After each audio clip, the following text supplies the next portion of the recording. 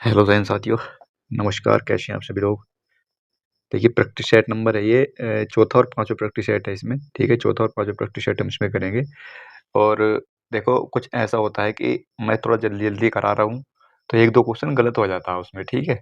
तो ज़ाहिर-सी बात है भई 80 क्वेश्चन है और 80 क्वेश्चन की थोड़ी-थोड़ी अगर मैं डिटेल बता रहा हूँ और 80 क्वेश्चन को 30 मिनट में करा रहा हूँ, तो 1-2 क्वेश्चन तो गलत होना लाज़मी है, ठीक है? 1-2 क्वेश्चन तो गलत हो ही जाएगा, तो उसको आप कमेंट करके मुझे बता दिया करो क्योंकि मेरा ध्यान कुछ और होता है और बोल कुछ और देता हूँ मैं, ठीक है? तो ये कमेंट करके बता दिया करो मुझे 1-2 क्वेश्चन गलत हो सकता है, लेकिन मैं कोशिश करूँगा कि क्वेश्चन गलत ना हो और मैं थोड़ी अपनी स्पीड थोड़ी-सी कम करने की कोशिश करूँगा क्योंकि बेटर ये है कि चाहे समय ज़्यादा लग जाए, लेकिन क्वेश्चन गलत ना हो क्योंकि कोई नया बच्चा है अगर उसने वही चीज़ पढ़ ली, तो फिर वो उसके लिए वो हानिकारक हो सकता है, ठीक है? नए बच्चे के लिए हानिकारक हो सकता है और जिसने पढ़ रखी है तो उसको पता है, वो कमेंट भी कर सकता है और उसको सुधार भी सकता है, ठीक है? बात समझ में आ गई मेरी?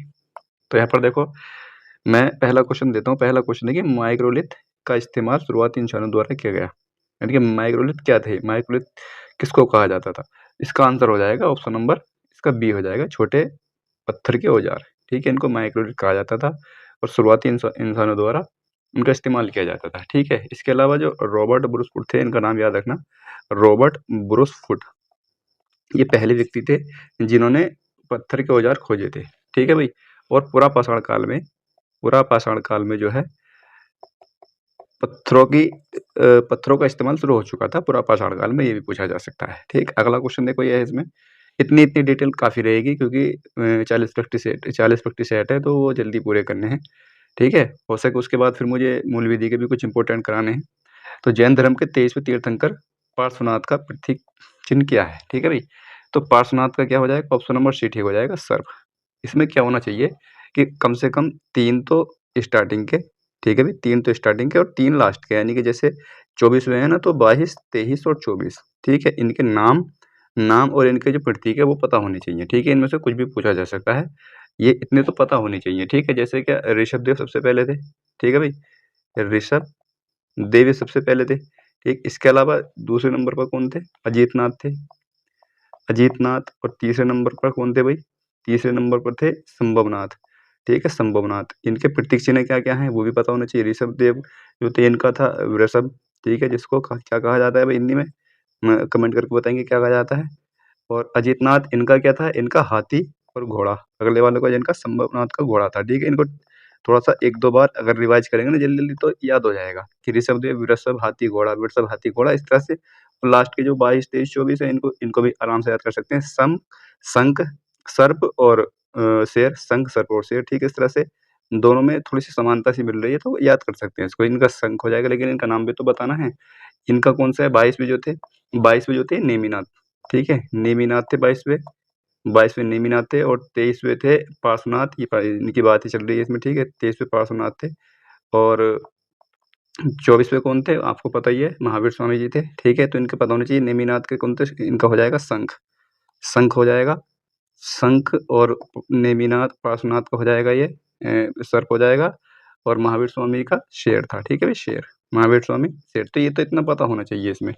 अगला क्वेश्चन यहाँ पर ये है कि शिक्षा पर वुड डिस्पैच नामक व्यापक आदेश पत्र कब भेजा गया था? तो इसका आंसर हो जाएगा ऑप्शन नंबर डी ठीक हो जाएगा 1854 में। 1854 में भारत के जो गवर्नर जनरल कौन था? तो वो डलहौजी थे, ठीक है भाई?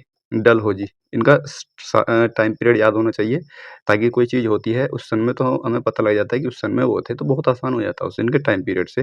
1848 से 56 तक था और 56 से ही जो है लॉर्ड कैनिंग का शासन शुरू हो गया, लॉर्ड कैनिंग का, और शायद 1862 तक रहा था ये, ठीक है? एक बार कन्फर्म करके बताएँगे, थोड़ा-सा मुझे इतना ध्यान है कि 1862 तक शायद रहा था, ठीक है? लेकिन इतना है कि 1848 से 1856 तक रहा था और 56 के बाद ये लॉर्ड कैनिंग का हो गया था।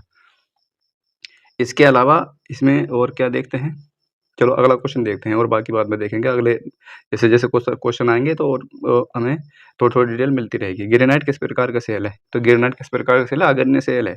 अब देखो आग्नेय सेल यहाँ पर भी है और यहाँ पर भी है। अब ये अंतर्वेदी है और बहिर्वेदी है, ये कौन-सा है? तो यहाँ पर ये कन्फ्यूज़न हो जाता है, ठीक है? और देखें ग्रेनाइट जो है ना ये अंतर्वेदी है। जो ग्रेनाइट होती है ना अंतर्वेदी चट्टान सेल होती है। इसके अलावा एक अंतर्वेदी और है, बहुत पूछी जाती है, इसको बोलते हैं ग्रेबो, ठीक है? ग्रेबो, ये 2 तो याद होनी चाहिए और जो बहिर्वेदी है ना, बहिर्वेदी अग्न्य सेल है, तो उसमें भी 2 कम से कम याद होनी चाहिए, तो बेसाल्ट है, ठीक है? बेसाल्ट और एक है एक है टफ, ठीक है? ये तो बहुत ज़्यादा एसएससी ने बहुत ज़्यादा पूछी है, टफ ये, ठीक है? तो ये पता होनी चाहिए। कायांतित सेल कौन-सी होती है भई? कायांतित होती है जैसे संगमरमर हो गई, क्वार्टज़ाइट हो गई और स्लेट हो गई, ठीक है? ये होती है ये कायांतरित। और अवसादी तो पता होनी चाहिए, अवसादी क्या है? चूना पत्थर, बलुआ पत्थर, ठीक है? ये होती है, ये अवसादी होती हैं, ठीक है? तो ये कर लेंगे। अगला क्वेश्चन यहाँ पर ये है कि गंगा का मैदान किन 2 नदियों के बीच फैला हुआ है? तो गंगा का मैदान किन 2 नदियों के बीच फैला हुआ है? घग्गर और तीस्ता, ठीक है भई? नो सॉरी हाँ, घग्गर और तीस्ता हो जाएगा इसका, ऑप्शन नंबर बी ठीक हो जाएगा। घग्गर व तीस्ता, ठीक है? और गंगा नदी जो है, गंगा नदी की जो लंबाई है 25-25 किलोमीटर है भारत में, ठीक है भई? 25-25 किलोमीटर। ये भारत की सबसे लंबी नदी है और दूसरी अगर बात करें, ये तो पता होना चाहिए कि सेकंड हाईएस्ट जो है वो भागीरथी है। गोदावरी सॉरी, ठीक है? भागीरथी नहीं, गोदावरी, ठीक है? गोदावरी है, गोदावरी। तो गोदावरी हो जाएगी। तो यहाँ पर मैं थोड़ी-थोड़ी इसमें हाँ, थोड़ी-सी इतनी-सी मैं हालाँकि मुझे पता होता है लेकिन मैं गलती कर देता हूँ थोड़ी-सी। तो इन चीज़ों से मैं थोड़ी बचने की कोशिश करूँगा यहाँ पर। तो गोदावरी जो है वो सेकंड हाईएस्ट है और इसकी जो लंबाई है वो 1465 किलोमीटर की है। ठीक है भई? 1465 किलोमीटर की है। ठीक है भई, इतनी बात समझ में आ गई। और एक कावेरी नदी है, ठीक है? कावेरी। कावेरी इसको क्या कहा जाता है? इसको दक्षिण भारत की गंगा कहा जाता है। ठीक है? दक्षिण भारत की गंगा कहा जाता है और गोदावरी जो है इसको दक्षिण की गंगा कहा जाता है। तो याद रखना इसको। दक्षिण की गंगा किसको कहा जाता है? तो गोदावरी को। और दक्षिण भारत की गंगा, इसमें एक शब्द की बढ़ोतरी की गई है, भारत की गंगा, तो इसको कावेरी को कहा जाता है। ठीक है? इतनी बात याद रखना। अगला क्वेश्चन यहाँ पर छठा है कि एक क्षेत्रीय ग्रामीण बैंक में भारत सरकार का हिस्सा कितना है? तो क्षेत्रीय ग्रामीण बैंक में जो है 50-50% का हिस्सा होता है। ऑप्शन नंबर डी ठीक हो जाएगा। प्रथम क्षेत्रीय ग्रामीण बैंक जो है, तो वो कौन-सा था भई? प्रथमा बैंक था, ठीक है? प्रथमा बैंक था, प्रथमा बैंक। और ये कब स्थापित हुआ था भई? ये हुआ था 2 अक्टूबर 1975 को। और कहाँ पर हुआ था ये? ये हुआ था मुरादाबाद में, ठीक है भई? मुरादाबाद में स्थापित किया गया था प्रथमा बैंक 2 अक्टूबर 1975 को, ठीक? अगला क्वेश्चन पढ़ते हैं। अगला क्वेश्चन यहाँ पर ये है कि सकल प्राथमिक घाटा के बराबर है। तो सकल प्राथमिक घाटा, ये तो देखो, ये इन चीज़ों को तो समझना पड़ता है, अच्छे से पढ़ना पड़ता है, जब ये चीज़ें समझ में आती हैं। तो सकल राजकोषीय घाटा और ब्याज के भुगतानों के बीच अंतर होता है ब्याज के। तो ऑप्शन नंबर सी ठीक हो जाएगा इसका भई। अगला क्वेश्चन यहाँ पर यह है 8वां कि फ़ारेनहाइट पैमाने पर वाष्प बिंदु क्या है? तो फ़ारेनहाइट पैमाने पर वाष्प बिंदु होता है 212 डिग्री फ़ारेनहाइट। ठीक है? और ये 32 डिग्री एफ जो है ना, 32 डिग्री गुणा एफ जो है, ये क्या है? ये गलनांक होता है, ठीक है? ये गलनांक बिंदु है और वाष्प बिंदु 212 डिग्री है। और इसी के साथ देखो, ये फ़ारेनहाइट पैमाने पर है, केल्विन पैमाने पर भी पूछा जा सकता है। केल्विन पैमाने पर भी पूछा जा सकता है। केल्विन पैमाने पर और नाम होते हैं इनके। तो केल्विन पैमाने पर जो होता है ना, क्वथनांक याद रखना, क्वथनांक इतना याद रखना, फिर ज़्यादा हो जाएगा तो फिर कन्फ्यूजन हो जा सकता है। तो इतना याद रखना है कि जो क्वथनांक होता है ना केल्विन पैमाने पर, तो वो होता है 373 डिग्री के समथिंग होता है, यानी कि इसको 0.12 कर लेते हैं, ठीक है? 373.12 केल्विन होता है, ठीक है ये? तो ये याद रखना है यहाँ पर। अगला क्वेश्चन यहाँ पर ये है कि पृथ्वी की सतह पर मापने पर एक वस्तु का भार 60 न्यूटन है, चंद्रमा पर मापने पर इसका भार क्या होगा?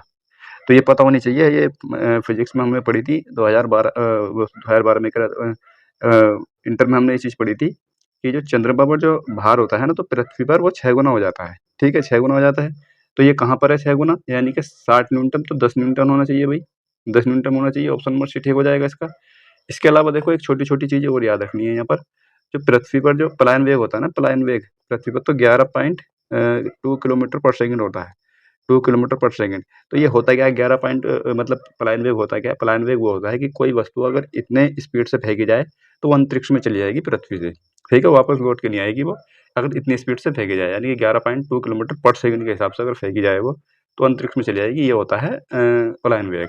तो ये हमें चंद्रमा पर भी पता होना चाहिए, ठीक है? चंद्रमा पर भी पता होना चाहिए और सूर्य पर भी पता होना चाहिए कितना है कितना। तो चंद्रमा पर कितना है भई ये? तो चंद्रमा पर है 2.4 किलोमीटर पर सेकंड, ठीक है? और यहाँ पर सूर्य पर कितना है? सूर्य पर तो अधिक होना चाहिए, 618 के समथिंग है, 618 और पॉइंट में भी आ सकता है, 17 पॉइंट कुछ इस तरह से आ सकता है, ठीक है? तो 618 किलोमीटर पर सेकंड है, ठीक है? सूर्य पर। तो ये चीज़ पता होनी चाहिए। अगला क्वेश्चन यहाँ पर 10वां है कि रासायनिक उद्योग में कच्चे माल के रूप में व्यापक रूप से उपयोग किए जाने वाले कैल्शियम हाइड्रॉक्स के संतृप्त विलयन का सामान्य नाम क्या है? Calcium hydroxide. तो क्या है? भुजा चूना होता है ये। कैल्शियम हाइड्रॉक्साइड होता है, भुजा चूना होता है, जिसका फ़ॉर्मूला होता है रासायनिक सूत्र CaOH2, ठीक है? ये होता है। तो ऑप्शन नंबर ए ठीक हो जाएगा इसका भई। नहीं, इसका 2 नहीं होगा यहाँ पर, ये केवल OH होगा, ठीक है? ये OH होगा यहाँ पर, CaOH होता है, ठीक है? केवल क्योंकि हाइड्रॉक्साइड है ना, तो CaOH हो जाएगा। अगला क्वेश्चन यहाँ पर ये है 11वां क्वेश्चन है कि सिरका, इसका रासायनिक नाम क्या है? पिछले पेस्टिसाइड में भी था ये, ठीक है? एसिटिक अम्ल होता है इसका, ठीक है? और इसका पीएच मान कितना होता है? 2.4 होता है क्या भाई? ठीक है, देख के बताएँगे एक बार 2.4 होता है क्या? अगला क्वेश्चन 12वां ये है, निम्न में से कौन अपशिष्ट को छोटे कणों में विघटित करता है? तो निम्न में से कौन अपशिष्ट को छोटे कणों में विघटित करता है? तो इसका आंसर हो जाएगा ऑप्शन नंबर डी हो जाएगा, अपर्दहारी, ठीक है भाई? अगला क्वेश्चन यहाँ पर ये है, अगला क्वेश्चन है यहाँ पर कि टाइफाइड बुखार की उपस्थिति की पुष्टि करने के लिए निम्नलिखित में से किस परीक्षण का उपयोग किया जाता है? तो किस परीक्षण का? शायद अभी भी मेरी स्पीड ज़्यादा है ना, तो मैं थोड़ी-सी स्पीड कम करने की कोशिश करता हूँ, कुछ गलत ना हो, मैं बार-बार स्पीड चाहता हूँ कि थोड़ी-सी कम हो, लेकिन पता नहीं क्यों स्पीड ज़्यादा हो जाती है। तो टाइफाइड बुखार की उपस्थिति में जो परीक्षण होता है, तो उसको क्या कहते हैं भाई?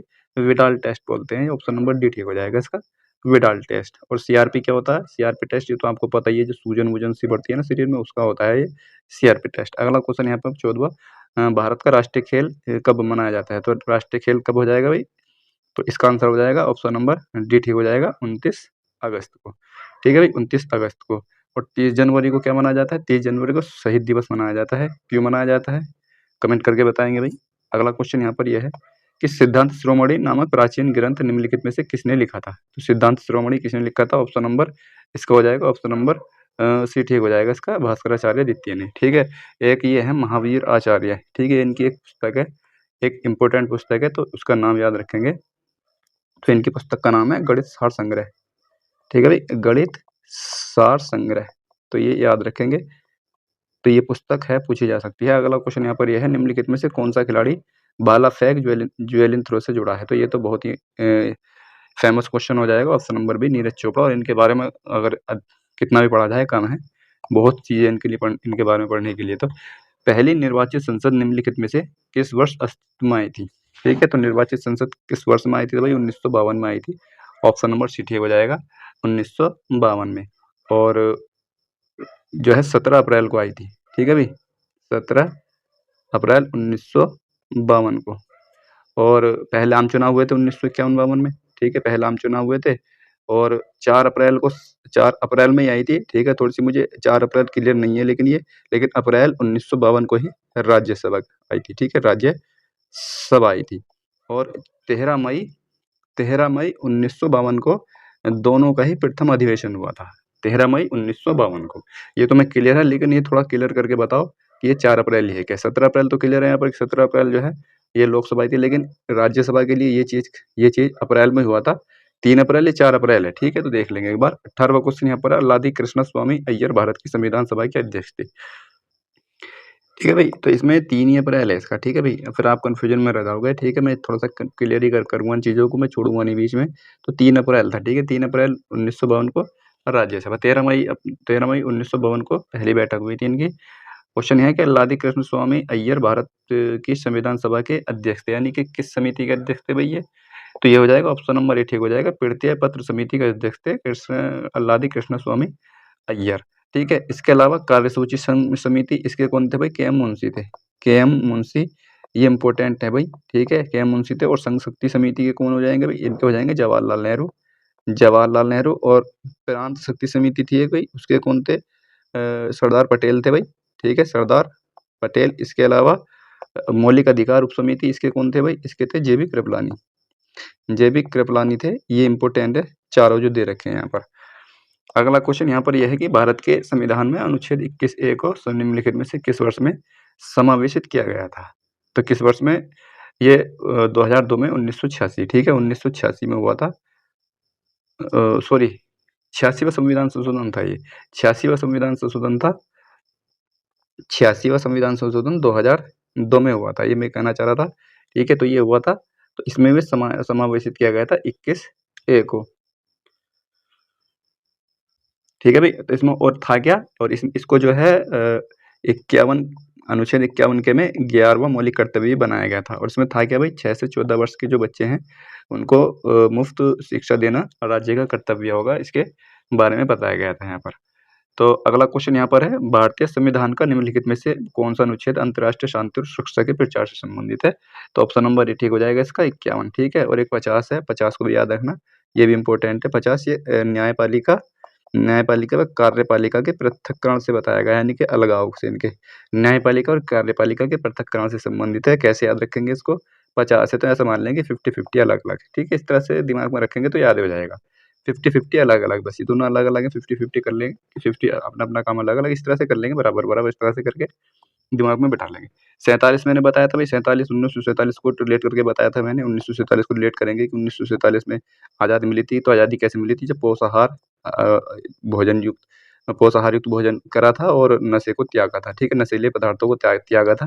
तो इस तरह से याद रख लेंगे इसको 1947 को, ठीक है?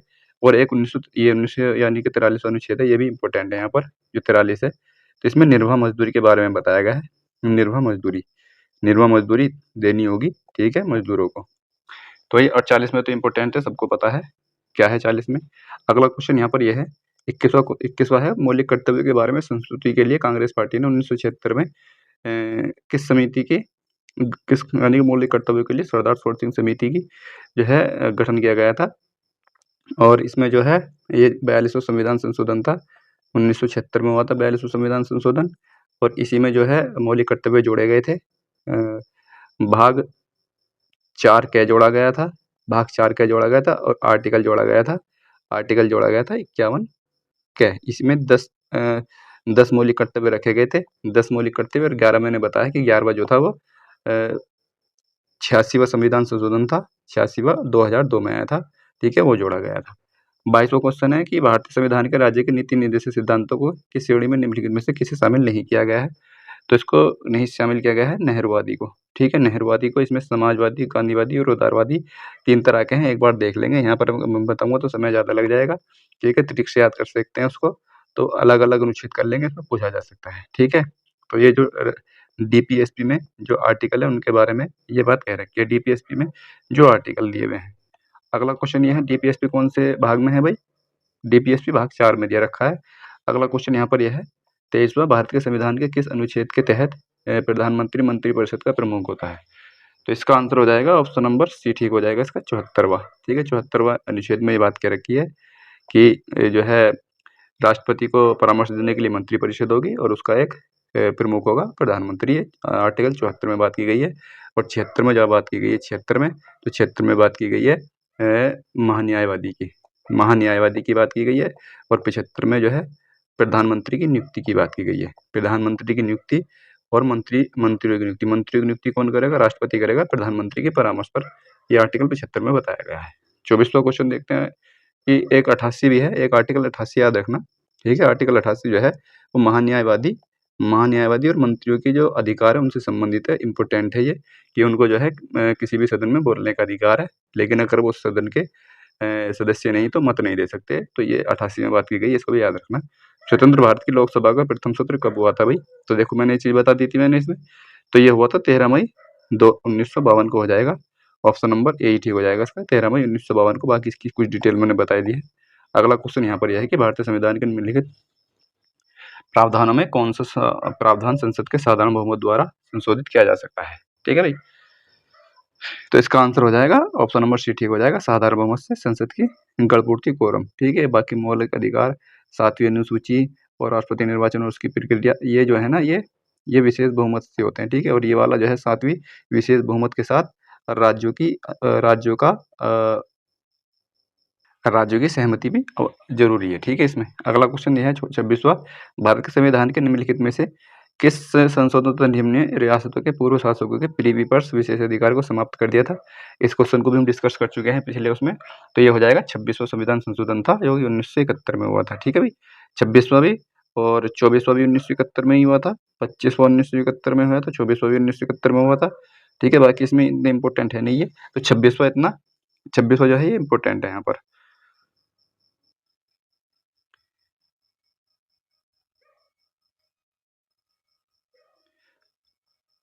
अगला क्वेश्चन यहाँ पर ये है, अगला क्वेश्चन दे रखा है कि निम्नलिखित में से किसके अंतर्गत भारतीय प्रशासनिक सेवा और भारतीय पुलिस सेवा को संसद द्वारा सृजित सेवाएं माना जाएगा? तो ये किसमें हो जाएगा भाई? ये हो जाएगा 312 में, जो कि ऑप्शन नंबर बी में है 312। एक 315 है आर्टिकल, ठीक है, 315 इसको बताना क्या है भाई? चलो मैं बता रहा हूँ, ये मैं बार बार बोल रहा हूँ। 315 में क्या है? 315 में जो है लोक सेवा आयोग और राज्य लोक सेवा आयोग, इनकी इनके गठन के बारे में है 315 में आर्टिकल 3, ठीक है। तो इनके लोक सेवा आयोग और राज्य सेवा आयोग के गठन के बारे में 315 आर्टिकल ये आर्टिकल। अगला क्वेश्चन यहाँ पर 28वां, अनुसूचित जाति और अनुसूचित जनजाति के लिए निम्न में से किस अनुच्छेद के अंतर्गत निम्न सदन लोकसभा में सीटों के आरक्षण के प्रावधान दिए गए हैं। तो ये भी अच्छा क्वेश्चन है भाई। तो आर्टिकल इसका हो जाएगा 330, ऑप्शन नंबर बी ठीक हो जाएगा 330, और एक 332 है। 332 में क्या है भाई, 300 जैसे इसमें लोकसभा में है तो 332 में हो जाएगा विधानसभा में, राज्यों की विधानसभाओं में, ठीक है। राज्यों की विधानसभाओं में SC/ST का आरक्षण है 332। हालांकि इसके और भी आर्टिकल इंपॉर्टेंट है, जैसे 338, 342, 341, 40 ये, ठीक है। ये सब इंपॉर्टेंट है, एक बार देख लेंगे। अगला क्वेश्चन यहाँ पर यह है कि भारत में मतदान की आयु कब घटाकर 18 वर्ष कर दी गई थी। तो ये कब कर दी गई थी 18 वर्ष, तो ये 1979 में कर दी गई थी, 1979 में। और ये कौन सा 61वां संविधान संशोधन था, 61वां, और कब का था ये 1988 में, 1988 में आया था ये 61वां संविधान संशोधन 1988, और 1979 इसका अंतर हो जाएगा, ठीक है भाई। अगला क्वेश्चन देखते हैं। अगला क्वेश्चन यहाँ पर ये रहा कि निम्नलिखित में से कौन चुनाव आयोग के परामर्श से राज्य विधानमंडल के सदस्यों की अयोग्यता के प्रश्न पर निर्णय ले सकता है। तो कौन ले सकता है भाई, तो इसका आंसर हो जाएगा ऑप्शन नंबर ए हो जाएगा इसका, राज्यपाल। राज्यपाल हो जाएगा। और राज्यपाल जो है आर्टिकल 153 में है, ठीक है भाई, आर्टिकल 153 में। अगला क्वेश्चन यहाँ पर यह है, एक चीज और है इसमें, चुनाव आयोग दे रखा। चुनाव आयोग जो है 25 जनवरी 1950 को अस्तित्व में आया था, ठीक है भाई, 25 जनवरी 1950 को। और 26 जनवरी को अगले दिन कौन, 26 जनवरी 1950 को सुप्रीम कोर्ट, ठीक है, भारत का उच्च न्यायालय, सुप्रीम कोर्ट भारत का उच्चतम न्यायालय। 31वां क्वेश्चन है कि उच्च न्यायालयों के मुख्य न्यायाधीश और न्यायाधीशों की नियुक्ति किसके द्वारा की जाती है। तो उच्च न्यायालय के न्यायाधीश राष्ट्रपति के द्वारा की जाती है। तो ठीक है भाई, राष्ट्रपति के द्वारा की जाती है। अच्छा क्वेश्चन है वैसे तो ये, लेकिन आसान क्वेश्चन है। इसमें थोड़ी सी मैं अलग से डिटेल बताता हूँ, क्योंकि कुछ इंपॉर्टेंट चीजें हैं वो मैं बताऊंगा। जैसे आर्टिकल 217 है, ठीक है भाई। आर्टिकल 217 में क्या कहा गया है, आर्टिकल 217 में कहा गया है कि राष्ट्रपति जो है उच्च न्यायालयों के ये जो मुख्य न्यायाधीश है उनकी नियुक्ति करेगा, आर्टिकल 217 में, ठीक है। इसके इतर जो है, अगर सुप्रीम कोर्ट की बात की जाए तो सुप्रीम कोर्ट में के लिए कौन सा अनुच्छेद हो जाएगा, ये वाला, तो वो हो जाएगा 124 का क्लॉज 2, ठीक है।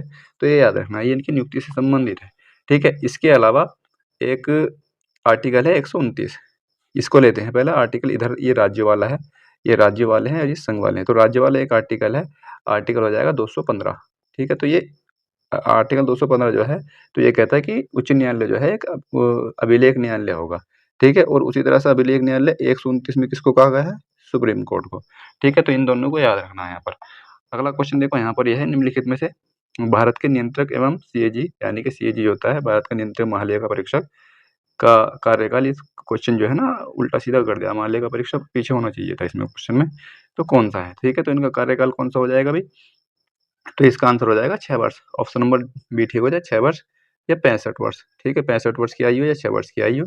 और ये कौन से आर्टिकल में दे रखा है भाई, तो ये आर्टिकल 147 में दे रखा है, आर्टिकल 147 में है ये सीएजी जो है इनकी नियुक्ति के बारे में। और आर्टिकल 151 जो है, इसको भी याद रखना, आर्टिकल 151 में अपनी रिपोर्ट पेश करते हैं ये, तो उनकी रिपोर्ट के बारे में बताया गया है। अगला क्वेश्चन यहाँ पर 33वां, दहेज हत्या को अपराध बनाने के लिए महिला की मृत्यु के भीतर किसी भी जलन या शारीरिक चोट या सामान्य परिस्थिति के बजाय अन्य किसी कारण से होनी चाहिए, ठीक है। तो दहेज मृत्यु 7 वर्ष का समय होता है इसमें, ऑप्शन नंबर सी ठीक हो जाएगा, 7 वर्ष का, 7 वर्ष के भीतर होना चाहिए। और दहेज मृत्यु जो है भाई, दहेज मृत्यु कौन सी धारा में है बीएनएस की, तो ये बीएनएस की धारा 80 में है, ठीक है भाई।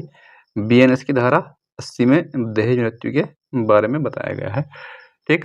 अगला क्वेश्चन देखते हैं। अगला क्वेश्चन यहाँ पर यह है कि जनहित याचिका का जन्म कहाँ पर हुआ था, ऑप्शन नंबर हो जाएगा इसका बी ठीक हो जाएगा। कुछ बच्चे एकदम से डी लगा देंगे, मतलब भारत लगा देंगे, भारत में नहीं है बल्कि अमेरिका में हुआ था 1960 में, ठीक है। भारत में तो 1970 से 80 के दशक में जो है ये आया था। 1970 के 80 के दशक में इसने प्रोग्रेस किया था। पीएन भगवती थे, और एक कृष्ण नाम से कुछ ऐसे हैं, कृष्ण के नाम से कुछ इस तरह से है, एक पीएन भगवती थे, ठीक है। इन्होंने जो है ये इनके सूत्रधारक हैं, ऐसा मान सकते हैं पीआईएल के, पीएन भगवती, ठीक। अगला क्वेश्चन यहाँ पर 35वां है, ये भारत का केंद्रीय चिड़ियाघर प्राधिकरण सेंट्रल जू अथॉरिटी की स्थापना वर्ष में की गई थी। तो किस वर्ष में की गई थी भाई, तो इसका आंसर हो जाएगा 1972, ऑप्शन नंबर बी ठीक हो जाएगा 1972। यानी कि जो वन्य जीव संरक्षण अधिनियम है, तो ये भी 1972 में आया था। और इसकी जो स्थापना की जाती है जू की केंद्रीय चिड़ियाघर प्राधिकरण से इसकी जो स्थापना की जाती है, तो ये एक आर्टिकल याद रखना 38H, ठीक है भाई, 38H के तहत की जाती है, इसको याद रखना है। अगला क्वेश्चन यहाँ पर ये है, अगला क्वेश्चन यहाँ पर है कि किसी व्यक्ति को इंटरनेट, ईमेल या अन्य इलेक्ट्रॉनिक युक्ति से तंग करना या परेशान करना क्या कहा जाता है? तो देखो आसान क्वेश्चन है, क्वेश्चन पढ़ने से पता लग जाएगा, साइबर स्टॉकिंग कहा जाता है, ठीक है भाई, तो साइबर स्टॉकिंग कहा जाएगा इसको। अगला क्वेश्चन यहाँ पर यह है कि सूचना का अधिकार अधिनियम के प्रावधानों के अंतर्गत भारत का कोई भी नागरिक से जानकारी अनुरोध कर सकता है, किससे? लोक प्राधिकरण से करेगा हमेशा, लोक प्राधिकरण यानी कि सरकारी प्राधिकरण। 38वां क्वेश्चन है, धारा 23 के अंतर्गत नशे की अवस्था में किया गया कार्य अपराध नहीं माना जाएगा, तो अपराध नहीं माना जाएगा यदि व्यक्ति ने स्वेच्छा से नशा किया होगा, स्वेच्छा से नशा किया तो अपराध माना जाएगा। व्यक्ति को उसके जानकारी के बिना या इच्छा के विरुद्ध नशा दिया होगा, तो ये ऑप्शन नंबर बी ठीक हो जाएगा इसका। अगर उसको जो है उसकी जानकारी के बिना या उसको धोखे से या जबरदस्ती उसको नशा दिया गया हो, ठीक है। इसके अलावा एक देखो इसमें 2-3 धारा और हैं, जैसे एक BS-BNS है, इसको याद रखना, जो BS-BNS है ना ये, तो ये 7 वर्ष के बच्चे के द्वारा किया गया अपराध जो है अपराध नहीं माना जाएगा, 7 वर्ष तक के बच्चे के। इसके अलावा जो 21-BNS है, 21-BNS में भी यही बात की गई है, लेकिन उसमें देखा जाए कि 7 से 12 साल का जो बच्चा है, इसके बारे में बात की गई है, तो ये परिपक्वता देखी जाएगी 7 से 12 साल के बच्चे के बीच में, 7 से 12 के, ये धारा 21 में बात की गई है, तो इनको भी याद रखना है।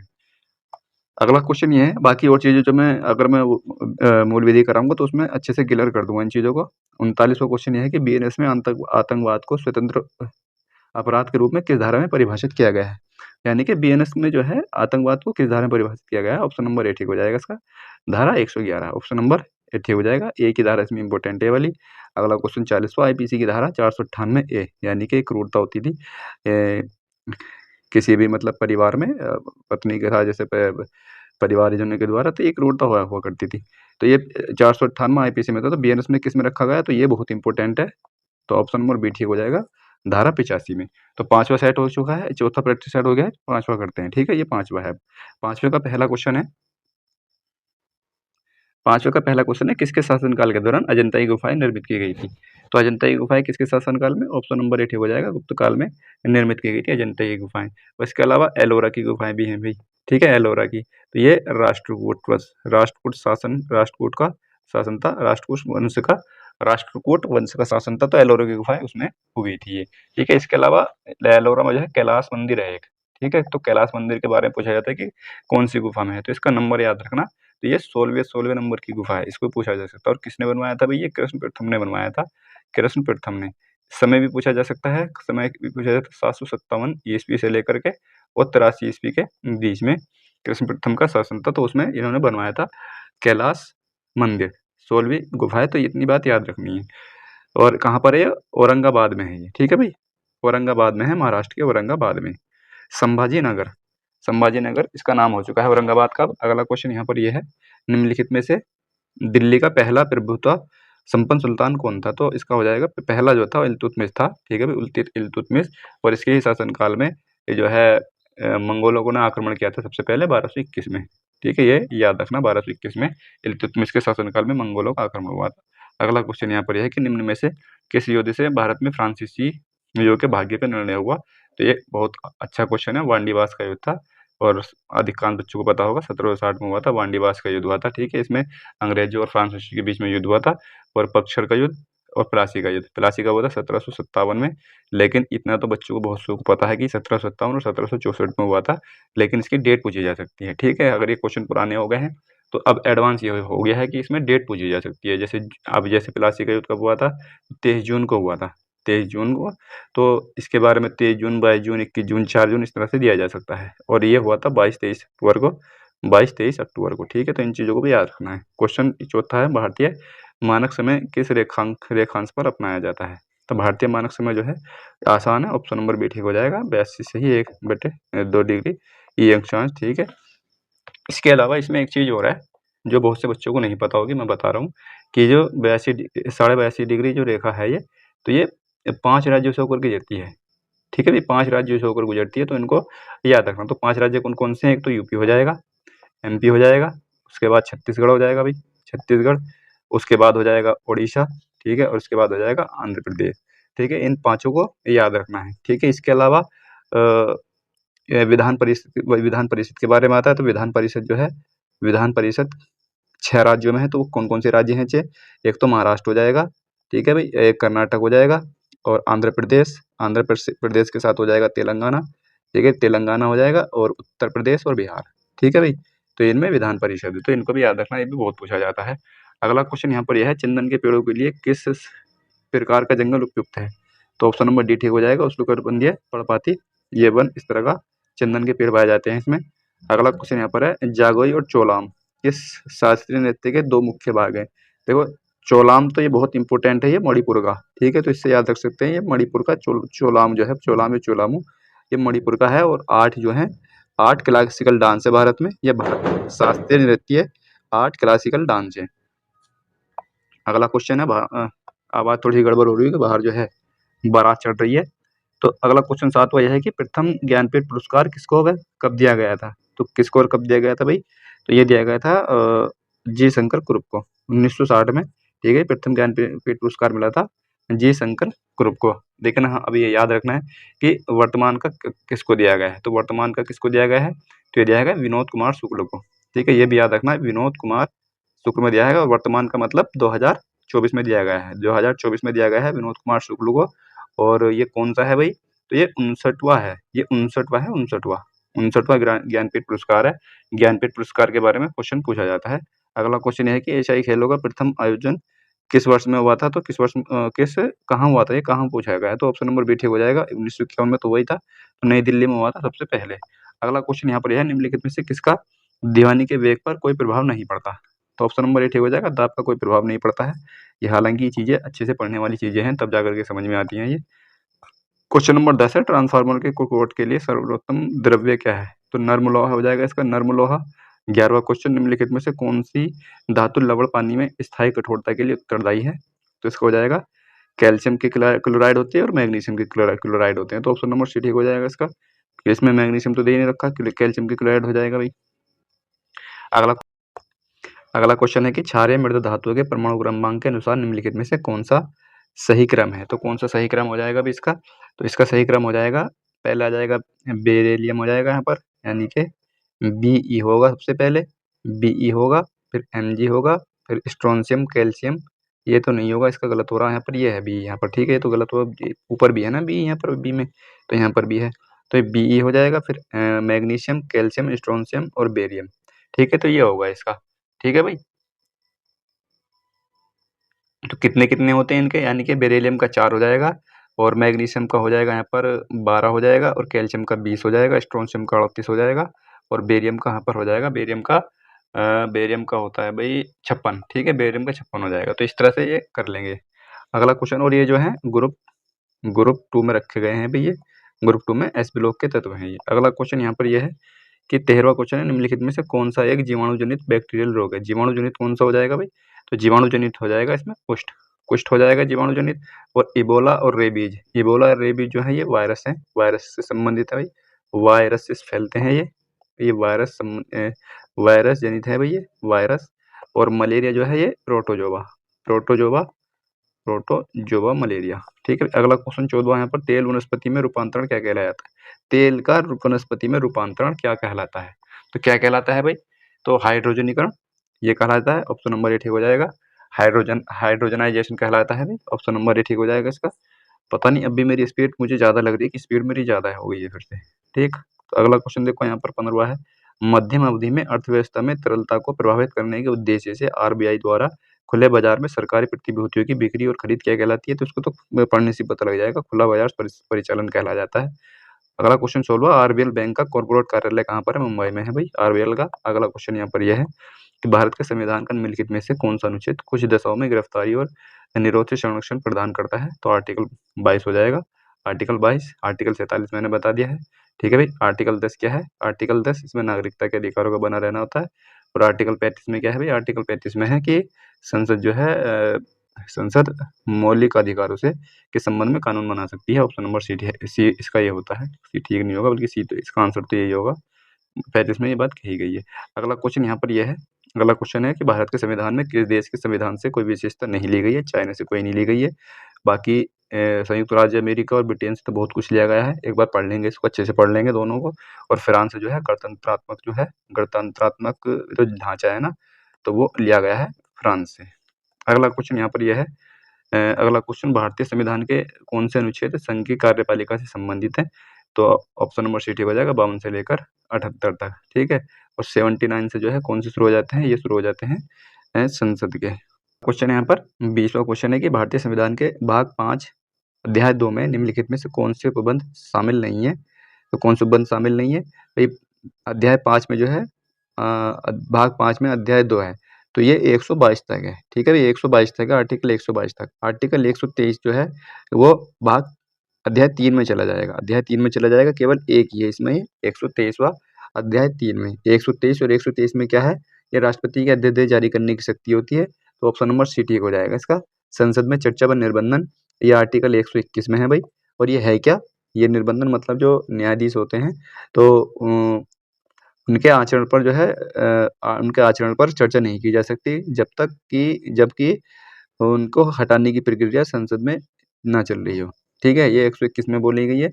और कुछ दशाओं में दोनों सदनों में संयुक्त बैठक ये 108 में है भाई, 108 और 109 में क्या है भाई? 109 में धन विधेयक जो है इसकी प्रक्रिया है धन विधेयक की, इसको पारित करने की धन विधेयक की प्रक्रिया है। और 110 में धन विधेयक है। 117 में क्या है भाई? 117 में वित्त विधेयक हो जाएगा, और 115 बहुत इंपॉर्टेंट है, ये अतिरिक्त अनुदान होता है भाई। अतिरिक्त अनुदान क्या होता है भाई? जैसे मान लिया किसी विशेष कार्य के लिए अगर बजट जो पारित होता है उसमें अगर धन कम पड़ जाता है, तो वो अतिरिक्त अनुदान लिया जाता है 115 का। तो इस तरह की इसमें बात है। ऑप्शन नंबर डी जो है ये संसद में प्रयोग की जाने वाली भाषा, तो ये आर्टिकल 120 में है, ठीक है भाई, आर्टिकल 120 में है। अगला क्वेश्चन यहाँ पर यह है कि भारतीय संविधान का कौन सा अनुच्छेद धन विधेयक की परिभाषा से संबंधित है? तो ये अभी मैंने बताया, ऑप्शन नंबर सी ठीक हो जाएगा भाई, ठीक है। 120 भी बता दिया मैंने, ठीक है, 115 ही बता दिया, बल्कि मैंने 22वां क्वेश्चन देखेंगे, भारत का सर्वोच्च न्यायालय कब अस्तित्व में आया था भाई? तो इसको भी मैंने डिस्कस किया था। तो ये कब आया था? 26 जनवरी 1950 को आया था। और 25 जनवरी 1950 को क्या आया था भाई? इलेक्शन कमीशन ऑफ इंडिया, ठीक है, इलेक्शन कमीशन ऑफ इंडिया। अगला क्वेश्चन यहाँ पर यह है कि स्वतंत्र भारत में पहला विधि आयोग कब स्थापित हुआ था? इंपॉर्टेंट क्वेश्चन है, वेरी वेरी इंपॉर्टेंट क्वेश्चन है भाई। ऑप्शन नंबर ए ठीक हो जाएगा, 1955 में, 1955 में। और इसके जो अध्यक्ष कौन थे? MC शीतलवाड़ बने थे, MC शीतलवाड़, ठीक है। ये कौन थे? MC शीतलवाड़ प्रथम महान्यायवादी थे उस समय के। और 2025 में जो है अब कौन सा चल रहा है? 2025 में 23वां विधि आयोग चल रहा है, ठीक है। 2025 में 23वां, और इसके जो अध्यक्ष कौन है ये भी पूछा जा सकता है, इसमें बता रहा हूँ, इंपॉर्टेंट क्वेश्चन है ये। तो दिनेश माहेश्वरी, नाम याद रखना, दिनेश माहेश्वरी।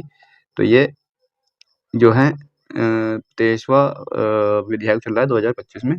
अगला क्वेश्चन है 24वां, निम्नलिखित में से कौन सा अनुच्छेद संपत्ति के अधिकार से संबंधित है? तो संपत्ति के अधिकार से ऑप्शन नंबर सी ठीक हो जाएगा।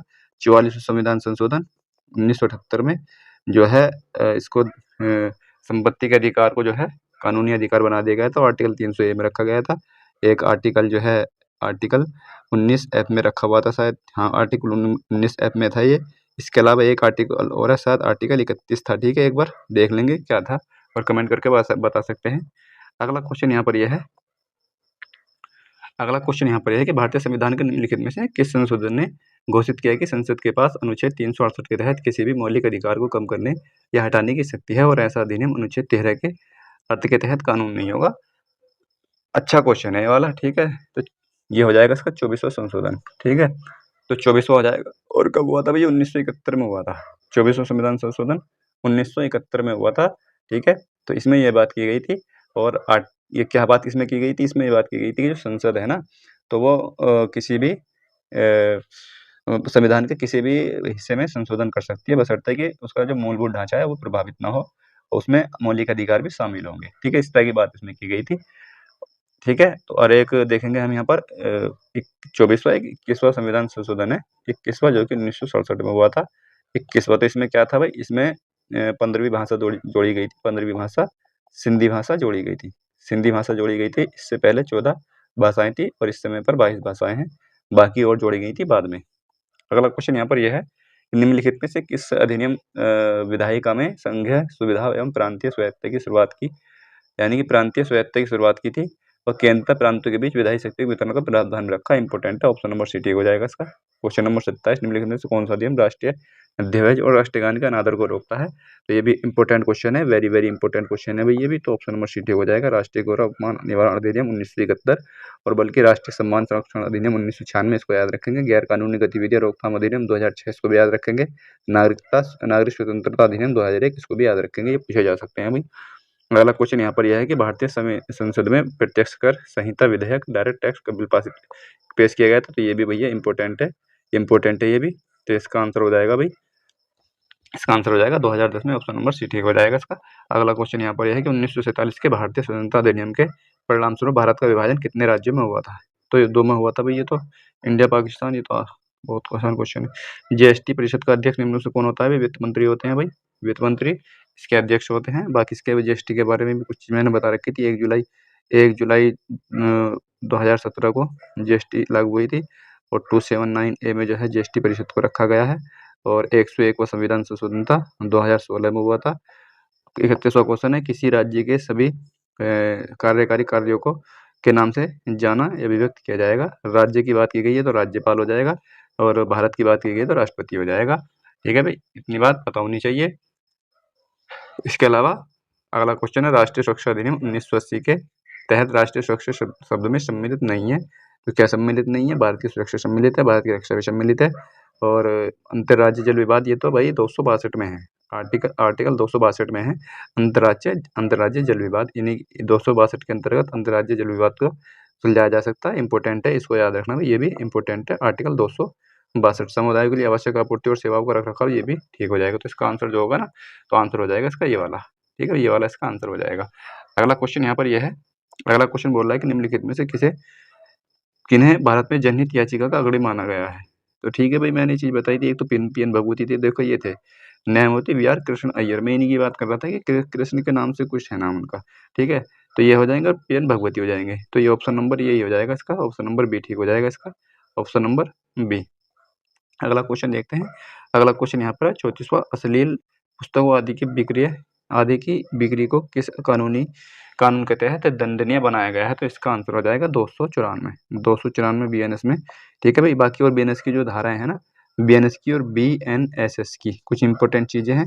तो अगर मुझे समय मिला इसके बाद, अगर मैंने जल्दी अगर 40 से जल्दी पूरे हो गए यानी कि इसी मंथ में, तो मैं केवल 5 दिन में इनको पूरी मूल विधि के कम से कम बहुत ही इंपॉर्टेंट क्वेश्चन कराऊंगा कि उनके आने के चांसेस रहेंगे। बिल्कुल आवाड़ा कबाड़ा बिल्कुल नहीं लूंगा मैं। अगला क्वेश्चन यहाँ पर यह है कि बीएनएस की धारा 20 निम्नलिखित में से किससे संबंधित है? तो 20 किससे संबंधित है भाई? मैंने 20 के बारे में डिस्कस किया था। 20 क्या है भाई? 20 वह है 7 साल से कम बच्चे के लिए कि उसका अगर उसने अपराध किया है तो उसका अपराध नहीं माना जाएगा। और 21 भी बताई थी मैंने, तो ये वही है। तो इसमें पूर्ण प्रतिरक्षा के बारे में बताया गया है। पूर्ण प्रतिरक्षा योग्य आकस्मिक या सशर्त ये नहीं है, बल्कि योग्य पूर्ण प्रतिरक्षा है उसको अगर वो 7 साल से कम का है। तो यही इसमें बात है। जो 36वां क्वेश्चन है कि मानवाधिकारों और संरक्षण अधिनियम की धारा 2(1) के अनुसार मानवाधिकार से संबंधित अधिकार है। जीवन, स्वतंत्रता, समानता, व्यक्ति गरिमा, एबीसीडी सभी ठीक हो जाएगा इसका। ठीक है भाई, सभी ठीक हो जाएगा। और मानवाधिकार संरक्षण अधिनियम 1993 याद रखना। अगला क्वेश्चन यहाँ पर यह है, अगला क्वेश्चन बोल रहा है कि इंटरनेट घंटों की चोरी से सूचना प्रौद्योगिकी अधिनियम की धारा के तहत निपटा जा सकता है। तो मैंने इसको देखो याद कर रखा था, इसको मैंने घंटों से याद कर रखा था। और 43H में जो है हावर होता है, ठीक है, आवर बोलते हैं बल्कि इसको, क्योंकि साइलेंट होता है।